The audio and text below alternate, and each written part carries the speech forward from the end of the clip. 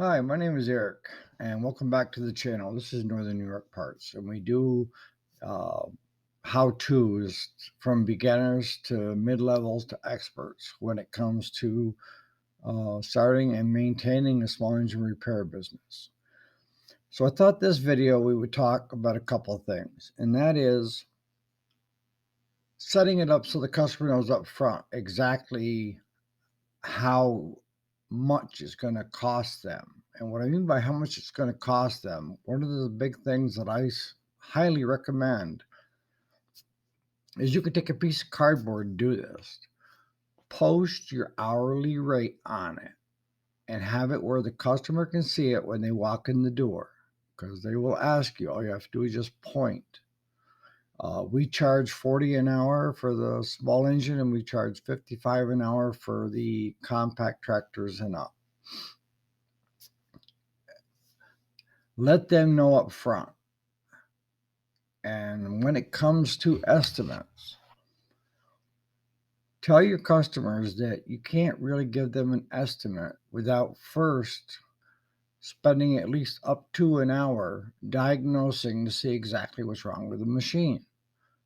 So the response should be to that customer that asks you for an estimate. It's going to cost you 1 hour's labor, which is $40 here.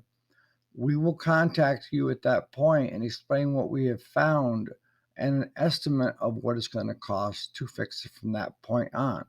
But you are going to owe us 40 bucks at the very minimum. And I find the more upfront and honest you are with the customer, the better things turn out. The other thing I want to discuss is when you take a machine in,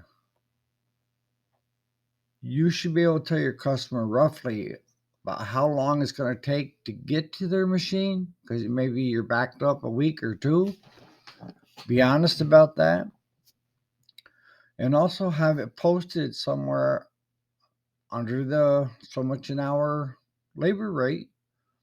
Machines left here after a certain date will be charged X number of dollars per month for storage. And then after so many months, you own the machine. Now, I'm not telling you you're going to get what you have into it by selling it, but at that point, you can do what you want with it. And I can explain to you about what happened to us one year because we didn't have it posted. The customer dropped it off. We didn't know whose it was. This machine has sat at our facility for a year and a half. And we just thought, well, it must be somebody just dumped it as a parts machine, because we get a lot of those. Customers will ask, people ask, will you take my old lawnmower and this and that? And we toss it up on the hill as parts.